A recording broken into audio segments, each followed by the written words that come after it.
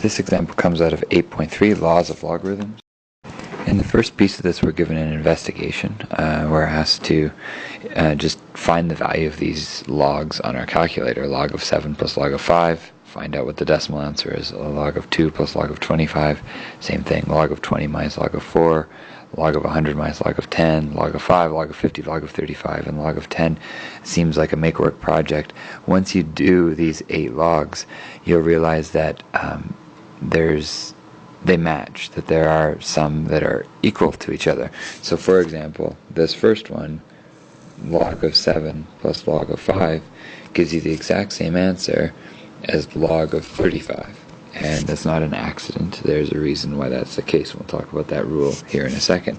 The same thing true here.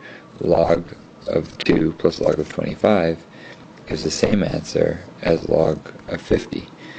If I go further down to the next one, log of 20 minus log of 4, this one gives me the same answer as log of 5, this one up here. And finally, the last one that matches, log of 100 minus log of 10, this one here, matches the answer of just log of 10. And so the question is why or how does that matter? It turns out that you have some laws of logarithms right on the formula sheet for Math 30, and one of the first ones says that basically if you're adding two separate logs together, as long as their bases are the same, that can be written as a product of the two things inside the log. So it makes sense then why log of 7 plus log of 5 gave us the same answer as log of 35. The second log law has to do with division and subtraction. It says log base a of m minus log base a of n. Again, notice the basis must be the same, but it's equal to a division of m over n within a log. And that's the reason why log of 20 minus log of 4 equals log of 5.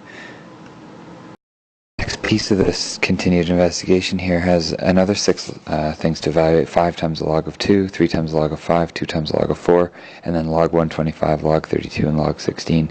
Again, if you punch these into your calculator and get the decimal answers for them, as much as each answer isn't particularly pretty, you'll discover that 5 times log of 2 gives you the same answer as log of 32. 2 to the 5 equals 32.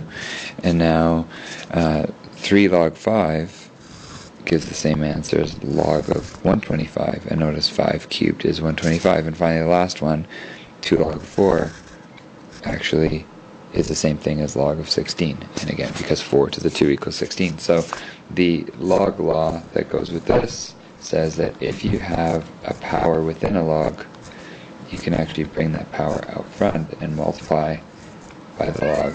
That turns out to be a very strong, very powerful law in terms of solving equations later on.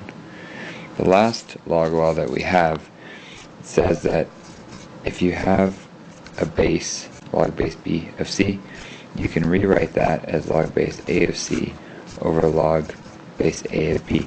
Now that might not look in that form like anything interesting, but it basically says that even if you have some weird number like log base 7 of 97, and 97 is not a power of 7, so I don't know that one off the top of my head, but you can just change it to base 10 and say log of 97 divided by log of 7, and you can get the decimal answer. So whether your calculator is programmed to do other bases or not, a lot of calculators just do base 10, and so we could do, for example, log base 3 of 81.